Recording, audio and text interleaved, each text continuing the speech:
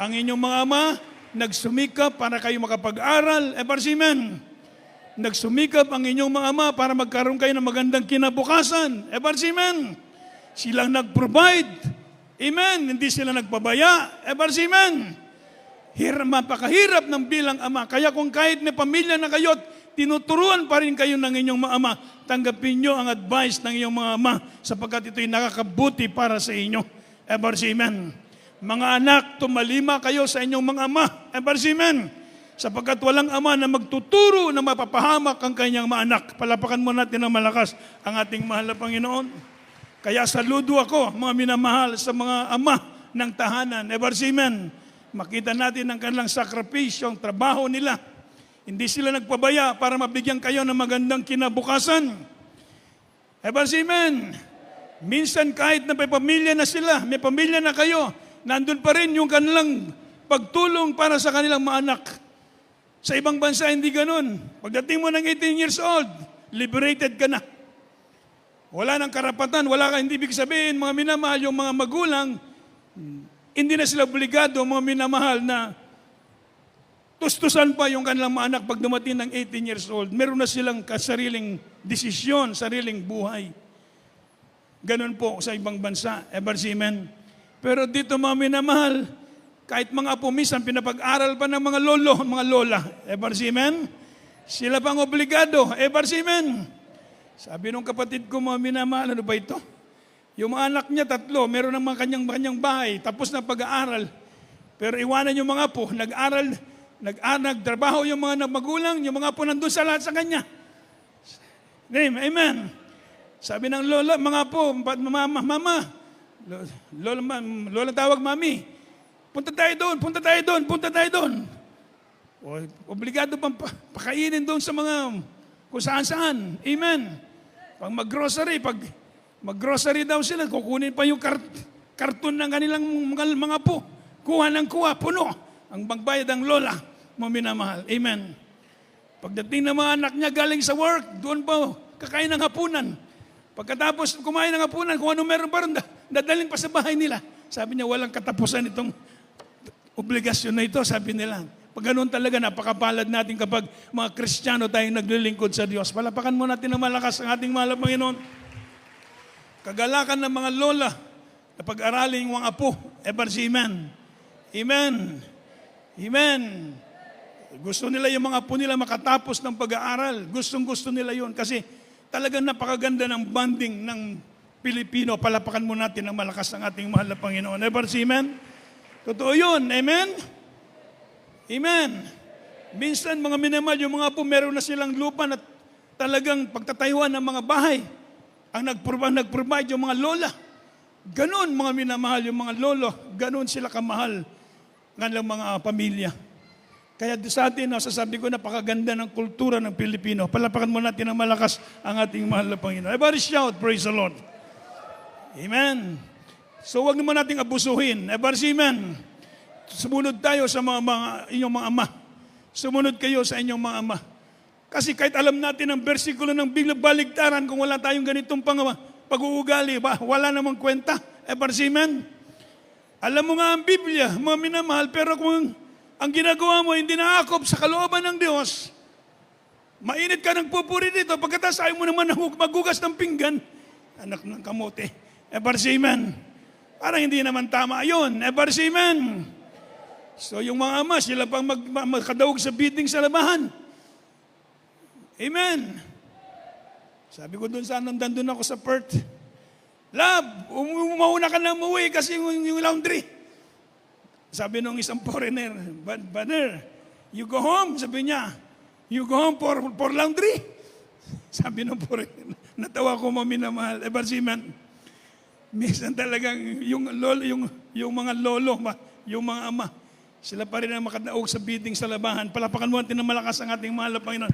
Everybody shout, praise the Lord. So sinasabi natin ito, mga minamahal, para mabigyan natin ng itong buhay, pamilya ba? Ganun tinatawag na Christian family. God-fearing father, God-fearing mother, God-fearing children. Ebarsimen. Magkaroon tayo ng pamilya kasi tayo, pamilya kayo eh. Ulitin ko, kapag kahit alam natin ang salita ng Diyos, ang Biblia, kung di naman natin na-apply, sa ating pamamahay, mga minamahal, baliwala ang salita ng Diyos natin napapakinggan. Ever amen. Amen. So yung mga abroad na mga ama, talagang nagtsatsaga sa abroad, mga minamahal, para mabigyan ng magandang kinabukasan yung mga anak, yung pamilya. Amen. Kahit nakapagtapos na yung mga anak, nandun pa rin sila sa poder nila.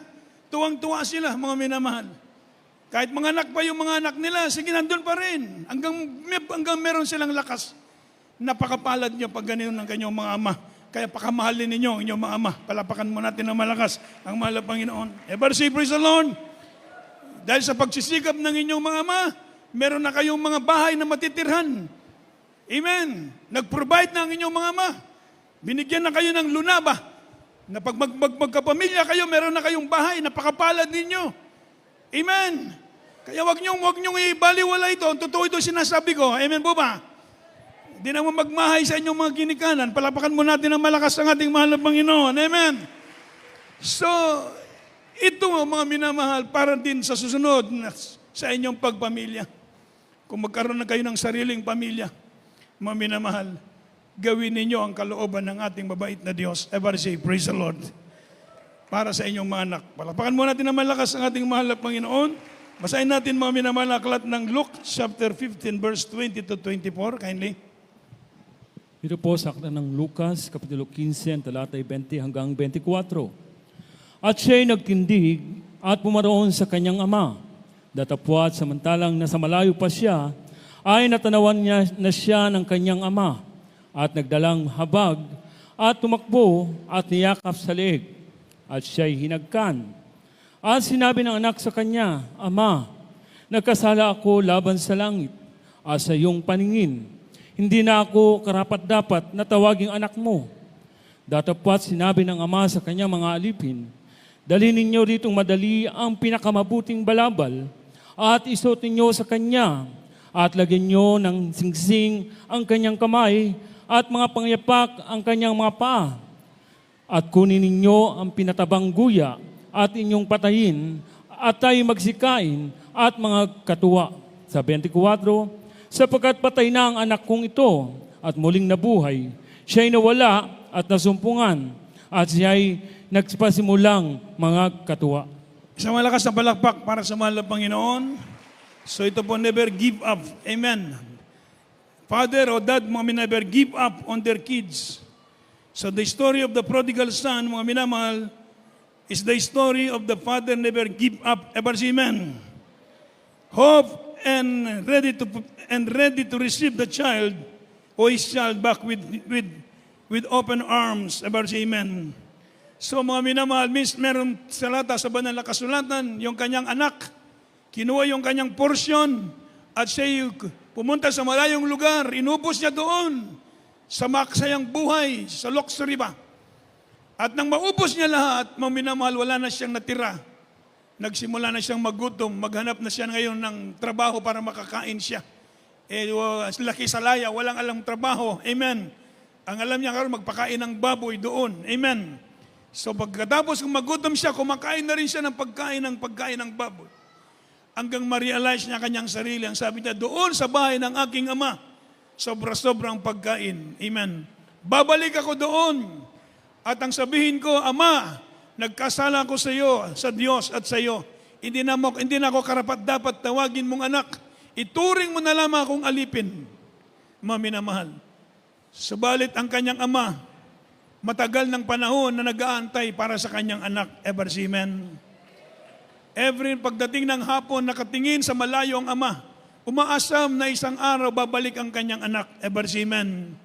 Ganon ang totoong ama. Ever say amen. Never give up. Ever say, praise the Lord. Malayo pa natanaw niya ang kanyang anak sa malayo. Sabi niya, ito yung aking anak. Karakadakab, mga minamahal, siya'y bumaba. Siya'y tumakbo upang salubungin ang kanyang anak. Ever say amen. Nung magkita sila ng kanyang ama, ng kanyang anak, sabi ng anak, Ama, hindi na ako karapat-dapat tawagin mong anak. Nagkasala ko sa Diyos at sa iyo. Ituring mo na akong alipin. Sabalit hindi ganon ang ginawa ng ama. Sabi ng ama, kunin niyo yung balabal, isuot sa kanya, bigyan siya ng pangyapak, sandal, isuot sa kanya. Kumuha ng singsing, isuot sa kanyang daliri, ever seaman. Tinanggap siya pa rin ng kanyang anak, ever seaman. At ang sabihin natin sa mga kapitbahay, mga kamag-anak, magpatay sila ng mga matatabang kuya o ng mga baka at magkasaya tayo sapagkat ang aking anak matagal nang patay, muling nabuhay. Palapakan mo natin ng malakas ang ating mahal na Panginoon. Everybody say, praise the Lord. So sabi po, Dad, never give up. Ever amen. Amen. Kahit nagkasala pa ang kanyang anak, nandoon ang kanyang pagpapatawad. Dahil siya, sabi niya, patay ng anak ko, muling nabuhay. Ganon pala mga minamahal bilang ama. Kahit minsan purbok ka na. Pag makita mo yung anak, nagmano, tapos na. Wala ka nang magagawa. Ganon lang kasimple pala. Everybody say, praise the Lord. Nasaan siya? Hindi pa dumating hanggang ngayon. Pagdating sa bahay, mag-bless. Umalik, tapos na. Wala nang istorya. Ganon pala. Everybody say, praise the Lord. So ganon ang sinasabi ng banal na kasulatan, Dad, never give up. Sabi po ng Biblia. Everybody say, amen. Kahit magkakamali minsan yung ating mga anak, sinunod yung layaw, sinunod yung kanyang gusto. Pero mga minamahal, ang ama, talaga nandun pa rin ang kanyang puso para sa kanyang anak. Isang malakas na palakpak para sa ating mabait na Diyos. Everybody shout, praise the Lord. Amen. So mga minamahal, ganun pala mga kapatid. Kaya sa atin mga minamahal, napakapalad natin tayo na sa Jesus Miracle Crusade. Everybody say amen. Ako ulitin ko, hindi ako nakatikim ng ama. Hindi ko alam kung anong itsura ng aking papa. Dahil at the age of 4 years old, wala na akong ama. Kaya malungkot man yung buhay namin. Talagang napakalungkot. Pero napakapalad natin. Bakit? Sabi ng Biblia, He is the Father of the fatherless. Ang Diyos ang magiging ama ng mga ulila. Palapakan natin ng malakas ang mahal na Panginoon. So nakita ko ang kamay ng Diyos sa buhay ng aking pamilya. Totoo yan minsan pag may mga ulilang lubos na ama, maagang naulila sa ama, ang Diyos ang magiging ama nila. Magkakaroon ng swerte kanyang ama-anak. Ever say, praise the Lord. Di ba, mga minamahal? Amen? Nandun yung blessing ng Diyos. Magandang kinabukasan silang tatahakin dahil ang Diyos napakabait. He is the Father of the fatherless. Palapakan natin ng malakas ang ating mahal na Panginoon. Everybody say, praise the Lord. Naibigay natin sa Diyos ang dakilang pagpupuri sapagkat napakabait ng Diyos sa atin. Sabi nga ng Psalm chapter 103 verse 13, pakibasa natin in the book of Psalm chapter 103 verse 13. Dito po sa mga awit, Kapitulo 103, ang talatay 13.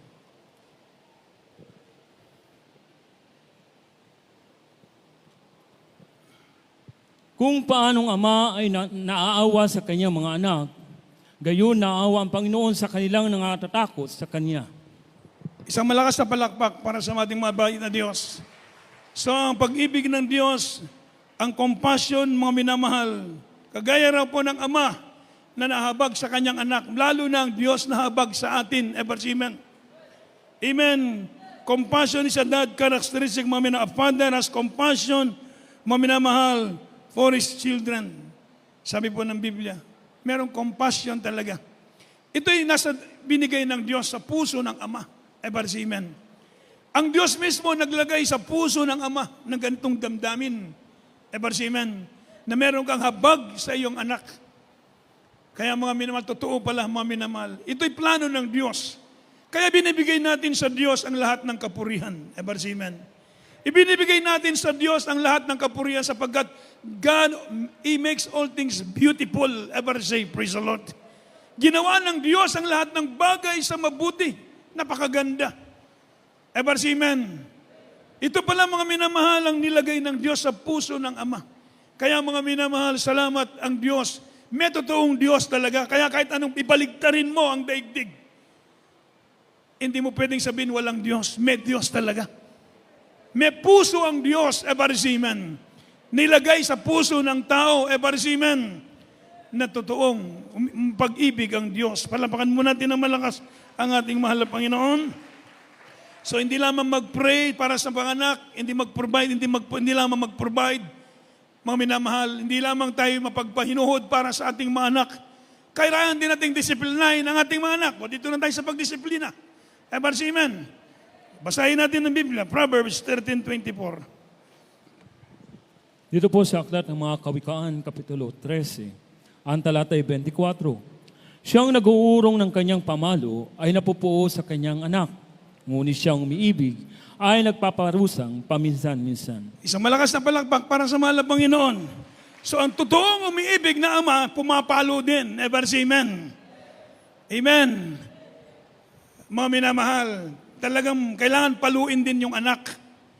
Ang nag-uurong ng kanyang pamalo ay napupuot sa kanyang anak.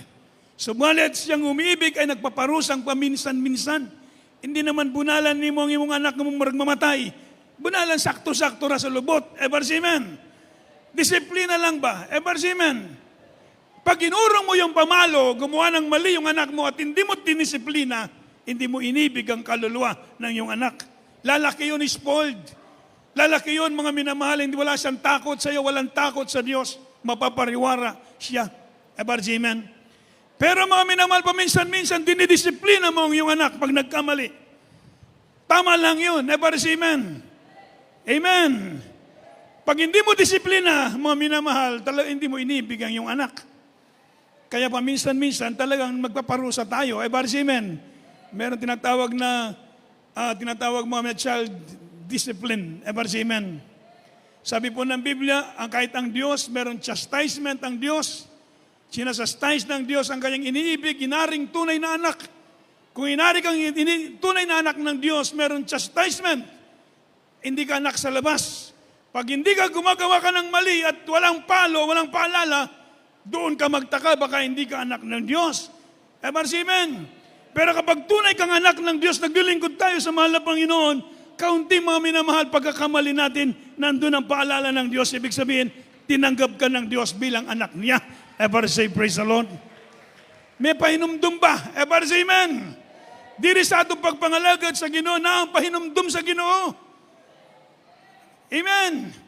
Na ang paalala ng mahal na Panginoon sa atin dahil tayo po'y mga anak ng Diyos. Kaya mga minamahal, despise not the chastisements of the Lord. The chastisements of the Lord is for your own profit. Ever say amen? For your own good, to produce holiness, to make you holy. Ever say amen? Para maging balaan ta, para sa atong kayuan. Ever say amen? To produce holiness.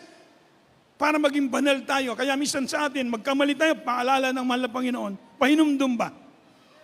Napakaraming paalala minsan sa atin ng mahal na Panginoon. Pinapaalalahanan tayo dahil inibig tayo ng Diyos.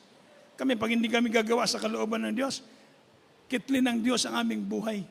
Ilang beses na akong muntik patayin ng mahal na Panginoon pag hindi ako sumunod. Mga minamahal. Kaya nakakatakot, ever say amen. Kaya dito totoo ang Diyos natin kung di totoo ang Diyos, mga minamahal, mahirap isagawa. Pero dahil siya ay nagdidisiplina, mga minamahal, tinuturuan tayo, dinidisiplina tayo, lalakad tayo ng matuwid sa kanyang kalituntunin. Ever say amen. Yun ang plano pala ng Diyos. Bakit meron chastisement sa atin, may paalala. Ganon din sa ating Ama sa laman. Kaya yung mga anak, pag pinapalalahanan kayo ng inyong ama, dinidisiplina kayo, huwag kayong malungkot, huwag kayong magtampo para sa inyong kabutihan. Palapakan natin ng malakas ang ating mahal na Panginoon. Yung aking mga brother, nung mamatay yung aking father, 1972, yung panganay namin, 14 years old. Sunod 12, sunod 10. Yung medyo may edad na, sabi na yung aking father daw, namamalo. Pero itutuwid ka. Hindi ko na siya, siyempre bata pa ako, hindi ko pa natikman yun eh. Pero sila nakatikim daw sila ng palo. Sabi nila yung ating papa, nagdidisiplina talaga. Ibig sabihin, ganun talaga pala ang pag-ibig ng ama. Kaya kayo mga anak, pag pinagalitan kayo ng ama, huwag kayong magtampo. Ever say amen? Huwag kayong magdamdam. Kung hindi bagkus, magpasalamat kayo, meron kayong ama na nagtutuwid sa inyo. Palapakan natin ng malakas ang ating mahal na Panginoon. Everybody shout, praise the Lord. Praise the Lord. Amen. At last, sabi nga ng Biblia, mga minamahal, nagtuturo ang ama. Proverbs 22 verse 6. Ito po sa Aklat ng mga Kawikaan, Kapitulo 22, sa talatay 6. Turuan mo ang bata sa daan na dapat niyang lakaran, at pagkatumandaman siya ay hindi niya hihiwalayan. Ever see, amen. So, tinuturuan kayo ng inyong mga mama. Sabi ng Bible, train up child in the way he should go. Sa mga dapat niya lakaran, upang siya kung niya lumaki na, hindi siya hiwalay dito. Ever see, praise the Lord. So, dito po mga minamahal, nandito ang pagtuturo ng inyong mga ama para sa inyo, para sa inyong lalakaran. Hindi kayo hiwalay. Ever see, praise the Lord. Napakasarap maglingkod sa Diyos. Palapakan mo natin ng malakas ang ating mahal na Panginoon. Everybody shout, praise the Lord. Amen. So sabi ng Biblia, a good father, mga minamahal, provide for the family, mga minamahal. Siya nagpo-provide sa kanyang pamilya. Hindi naman pwede nating pabayaan yung ating mga anak sapagkat silang nilagay ng Diyos para i-provide ang kanilang pangangailangan. Palapakan mo natin ng malakas ang mahal na Panginoon. Tayong lahat ay tumayo, mga minamahal, praise the Lord. At tayo po'y magpuri sa mahal na Panginoon. Let us po. Habang tayo maawit sa mahal na Panginoon, praise the Lord. Hiniling ko po yung ating mga bisita kung meron tayo lumapit sa harap. Tanggapin at atong mga bisita, atong giyangyo sa pagduol diri sa tubangan, alang sa pagdawat sa atong Ginoo. Praise the Lord. Muawit kita maigsoon. Praise